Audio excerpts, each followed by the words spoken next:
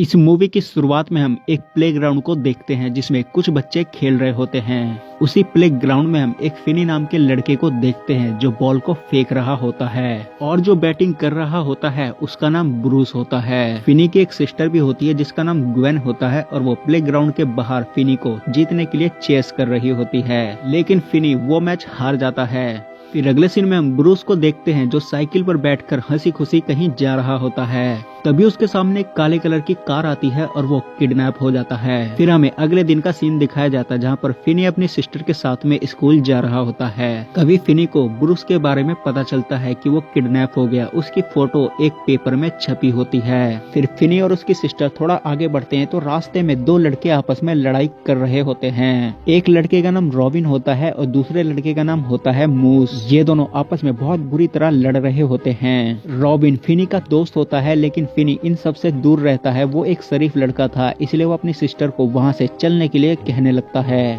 Finally robin मूस को बुरी तरह मारकर उस फाइट को जीत लेता है। फिर फिनी और ग्वेन दोनों स्कूल में जाते हैं एंड वो दोनों क्लास में बैठे होते हैं। फिनी की क्लास में एक लड़की होती है जिसे फिनी बहुत ज्यादा लाइक करता था लेकिन उसे आज तक बोल नहीं पाया। फिर थोड़ी देर बाद में फिनी स्कूल के बाथरूम में जाता है। तभी वहाँ पर स्कूल के कुछ हरामी बच्चे आ जाते हैं जो फिनी को मारने की कोशिश करने लगते हैं। तभी वहाँ पर रॉबिन आ जाता है और रॉबिन को देखकर वो सभी बच्चे वहाँ से चले जाते हैं। फिर रॉबिन फिनी को एडवाइस देते हुए बोलता है कि ये सब एक दिन तुम्हें ही हैंडल करना पड़ेगा एंड यहाँ पर सीन चेंज हो जाता है। फिर अगले सीन में हम दो इन्वेस्टिगेशन ऑफिसर को देखते हैं जो ग्वेन से कुछ सवाल जवाब कर रहे होते हैं क्योंकि ग्वेन को ब्रूस की किडनैपिंग का एक सपना आया था एंड ये सपना उसने ब्रूस की सिस्टर को बता दिया था। एंड अक्सर ग्वेन को उन लोगों के सपने आया करते थे जो लोग किडनैप हो जाया करते थे। फिर वो दोनों ऑफिसर ग्वेन से गहराई से पूछताछ करने की कोशिश करते हैं लेकिन ग्वेन को इस बात पर गुस्सा आ जाता है एंड वो बोलती है कि ये सिर्फ एक सपना था एंड इसका हकीकत से कुछ भी लेना देना नहीं है। इतना बोलकर वो उन दोनों ऑफिसर्स के ऊपर भड़कने लगती है। फिर स्कूल की छुट्टी होने के बाद में ग्वेन और फिनी दोनों साथ में अपने घर पर आ रहे होते हैं। तो आज फ्राइडे था तो हर फ्राइडे को ग्वेन अपने फ्रेंड के घर पर जाया करती थी और हर बार की तरह ग्वेन आज भी अपने फ्रेंड के घर पर जाती है। फिर अगले दिन हम देखते हैं कि ग्वेन के फादर ग्वेन को बुरी तरह बेल्ट से मार रहे होते हैं क्योंकि ग्वेन ने उन दोनों ऑफिसर से बदतमीजी से बातें की थी। इसलिए वो दोनों ऑफिसर ग्वेन के फादर के ऑफिस जाते हैं और ग्वेन के फादर का ये सोचना था कि ग्वेन जो सपने देखती है ये सब उसी के कारण हो रहा है। फिर अगले सीन में हम रॉबिन को देखते हैं वो कहीं पर जा रहा होता है और उसके सामने भी एक ब्लैक कलर की गाड़ी खड़ी होती है एंड वो भी वहाँ पर किडनैप हो जाता है एंड इसकी खबर फिनी के फादर को पता चलती है तो फिनी के फादर फिनी से बताते हैं और ये खबर सुनने के बाद में फिनी और ग्वेन को दोनों को टेंशन होने लगती है। फिर फिनी ग्वेन से बोलता है कि आज रात क्या तुम रॉबिन के किडनैपिंग का सपना देख सकती हो। इसके जवाब में ग्वेन बोलती है कि मैं ऐसा नहीं कर सकती, सपने तो अपने आप ही आते हैं। फिर रात होने के बाद में ग्वेन जेसस की कुछ तस्वीर लेकर जेसस से प्रार्थना करने लगती है कि उसे रॉबिन की किडनैपिंग का सपना आ जाए जिससे वो रॉबिन को ढूंढने में पुलिस वालों की मदद कर सके।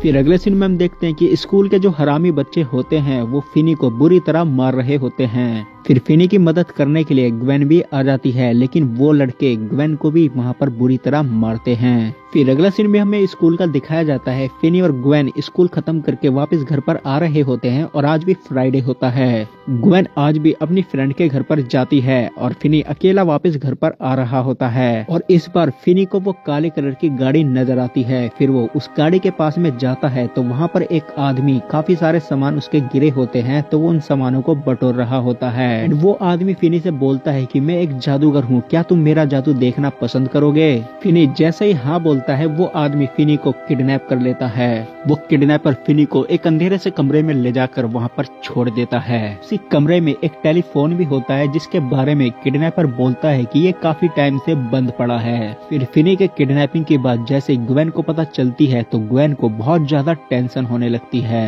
थोड़ी देर बाद में वो किडनैपर फिनी के पास में वापस आता है तो फिनी उसको बोलता है कि तुम मुझे छोड़ दो वरना मैं यहाँ से जोर से किडनैपर फिनी से बोलता है कि इस कमरे को मैंने साउंड प्रूफ बनाया हुआ है, तुम जितना मर्जी उतना चिल्ला लो, किसी को कुछ भी सुनाई नहीं देगा। उस किडनैपर के जाने के बाद में फिनी चारों तरफ देखता है तो वहाँ पर उसे एक खिड़की नजर आती है। उस खिड़की को पकड़ने की बहुत कोशिश करता है लेकिन फिनी की हाइट छोटी होती है तो उस खिड़की को वो नहीं पकड़ पाता और थक हार कर एक जगह पर बैठ जाता है। तभी वो फोन जो फोन बंद था वो अचानक से रिंग करने लगता है। फिर फिनी उस फोन को जैसे ही उठाता है तो वहाँ से ब्रूस बात कर रहा होता है।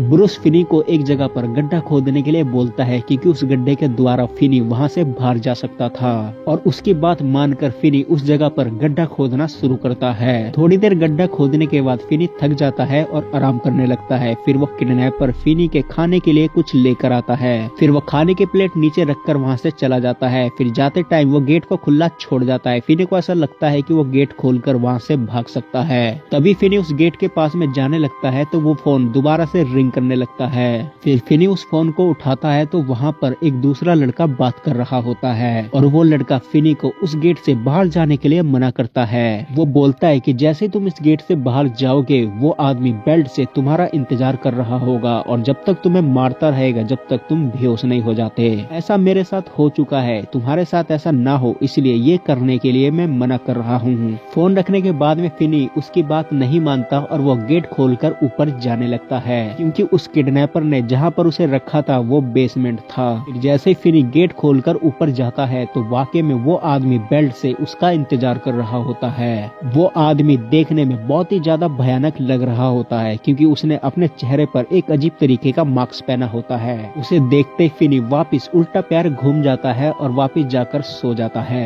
फिर अगले सीन में हम ग्वेन को देखते हैं जो क्लास में बैठी बैठी सो रही होती है। फिर उसकी मैडम उसको सोने के लिए एक सेपरेट जगह भेज देती है। ग्वेन वहाँ जाकर सोती है तो उसे एक ड्रीम आता है। ग्वेन को उसी लड़के के बारे में ड्रीम आता है जिस लड़के ने फिनी को ऊपर जाने के लिए मना किया था, और जिस घर में फिनी किडनैप था उस घर को भी ग्वेन अपने सपनों में देख लेती है और किडनैपर को भी देख लेती है। फिर फिनी को वहाँ पर 2-3 कॉल्स और आती है जिसमें वो लोग फिनी को अलग अलग तरीके भागने के बता रहे होते हैं, लेकिन वो सारे तरीके फेल हो जा रहे थे। फिर फाइनली एक दिन फिनी को एक लड़की का कॉल आता है और वो लड़की बोलती है कि इस टाइम पर वो किडनैपर सो रहा है, गेट खोलकर ऊपर जाओ और पीछे एक दरवाजा है और उस पर एक लॉक लगा हुआ है, और वो लॉक का नंबर बता देती है। फिर फिनी उसकी बातों पर यकीन करके ऊपर जाता है और उस लॉक को खोलकर वहाँ से भाग जाता है। लेकिन जैसे फिनी उस लॉक को खोलता है वो किडनैपर जाग जाता है। फिर किडनैपर भी उसको पकड़ने के लिए उसके पीछे पीछे भागने लगता है। फिनी रास्ते में भागते हुए चिल्लाता भी है, लेकिन रात बहुत हो रही थी इसलिए कोई भी उसकी बातों को सुन नहीं पा रहा था। एंड फाइनली दोबारा से फिनी पकड़ा जाता है। फिर एक दिन उसी फोन पर दोबारा से फिनी के लिए एक कॉल आता है और उस फोन पर एक लड़का बात कर रहा होता है। वो लड़का वो होता है जो फिनी को डराया करता था।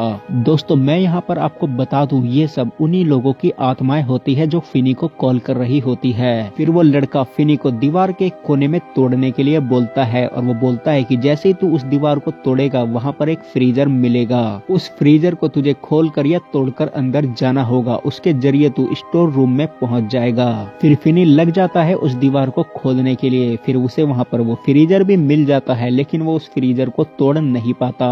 फिर से फिनी थक हार कर एक जगह पर बैठ जाता है और रोने लगता है। तभी उसे इस बार उसके दोस्त रॉबिन का फोन आता है। फिर रॉबिन उसे बोलता है कि फिनी तुझे उसको मारना होगा, तुझे मेरी मौत का बदला लेना होगा, मैं मर चुका हूँ। लेकिन फिनी उसे बोलता है कि जब तुम फाइटर होकर उसे नहीं हरा पाए तो फिर मैं कैसे हरा सकता हूँ। फिर बदले में रॉबिन उसे बोलता है कि याद है मैंने तुम्हें एक दिन क्या कहा था, मैंने तुमसे कहा था कि एक दिन तुम्हें ही ये सब हैंडल करना पड़ेगा, और वो दिन आज आ चुका है, तुम्हें मेरी मौत का बदला लेना होगा।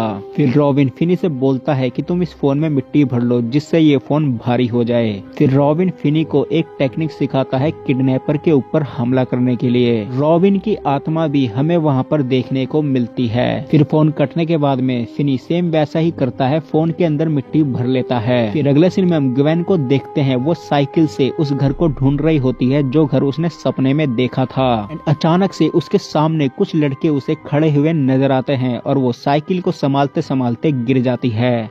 तभी उसके सामने उसको वो घर नजर आ जाता है और वो उस घर को देखकर पूरी तरह सेटिस्फाइड हो जाती है कि ये घर वही है जो वो उसने सपने में देखा था। फिर इस बात को वो सीधा जाकर उन्हीं दोनों ऑफिसर्स को बता देती है। फिर अगले सीन में हम किडनैपर के भाई को देखते हैं जो उसी घर में ऊपर वाले फ्लोर पे रहा करता था। एंड वो एक नशेड़ी इंसान था और उसे भी ये नहीं पता था कि उसका भाई किडनैपर है। वो भी उन बच्चों को ढूंढने की बहुत कोशिश कर रहा था जो बच्चे किडनैप हो चुके थे।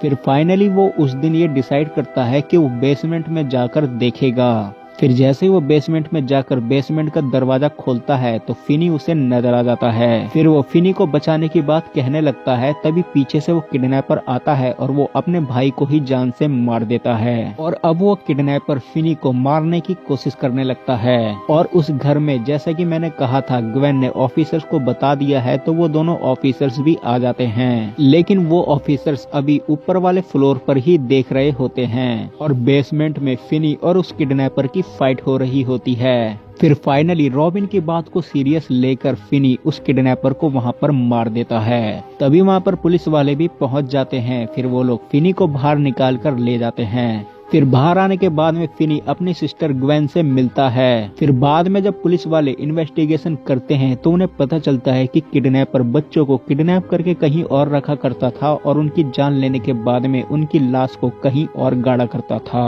और ये बात वो मीडिया को बता रहे होते हैं। तभी यहाँ पर ये मूवी खत्म हो जाती है। तो दोस्तों आज की वीडियो में सिर्फ इतना ही। मैं मिलूंगा आपको नई वीडियो में नए टॉपिक के साथ। तब तक के लिए धन्यवाद।